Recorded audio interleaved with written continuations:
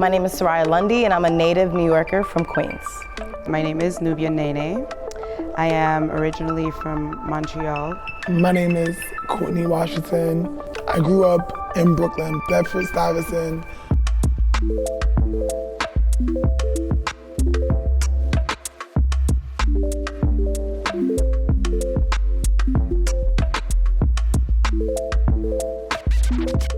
I saw Vee at a Japanese restaurant by my house, and she was like, yo, like first like, hey, how you doing? I haven't seen you in so long. By the way, do you want to apply for this? Like, this is what I'm doing, this and that. And I'm like, yeah, of course. My name is Miss V, hip hop dancer, popper locker, retired B-girl. I'm Michele Byrd-McPhee, founder and director of Ladies of Hip Hop, dancer, choreographer, mother, wife, all the things, organizer. She's created the space of uplifting women and also uplifting Black women. They're historically been kept out of these spaces.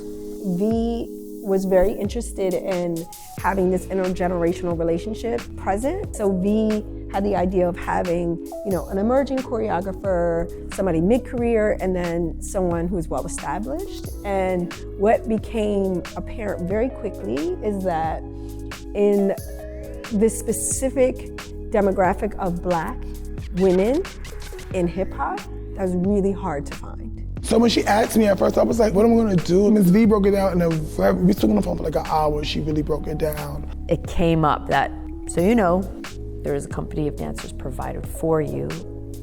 She took that in and told me that she works with her community that she's built because she knows that's safe.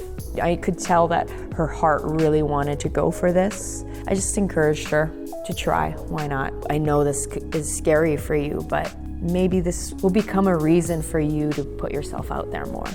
This is a space where the whole organization is like hands off. You do what you want. Here's the space, here's the dancers. It's a gift. This is a real, true investment. This is, I think every choreographer's dream, to just have professional movers who are open-minded in a space, a big space, with a sound system. Sometimes you don't have a lot of time to play like the way that I was able to play this week. I really just need people that are gonna be open-minded, because that's who I am, and the process is going to be hard. I know that, and I knew it wasn't gonna necessarily be hard physically, but I knew it was gonna be a mental process, Listen to it, vibe to it freely. Okay. He has to be right behind. Control it down. Soraya works and lives and is part of almost every dance world that's out there, right? So she is a working commercial dancer, choreographer, artistic collaborator, and high level. I just think she's such a gem to the street dance community. This was a dream. I don't really get this opportunity to just workshop whatever I want. Usually it's for a brand or an artist or a company, or somebody's paying me to do something. So it's I don't have that creative freedom. So I really appreciated this process. Nene. I've just always been a huge fan of her as a dancer, as a creator, as a person. In particular, Nene presented a piece, and this piece was a solo, and it was just such a moving piece. By the end of it, I was crying, and if you know me, it takes a lot to get me there emotionally. So in terms of her creative brain, that I already knew that she would be amazing. So it's challenging and a learning experience as a choreographer, to be able to not be scared of trying something. I have an opportunity to try nonsense, and nobody's gonna tell me this is nonsense, you know what I mean?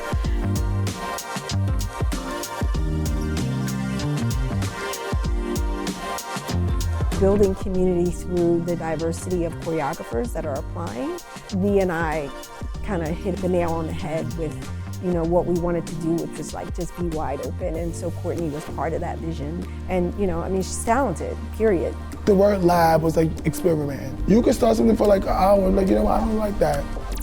I don't want it. It was gonna be looking over you to pressure you to put the work out. If you want a skeleton, you can. We're just having fun, we're creating.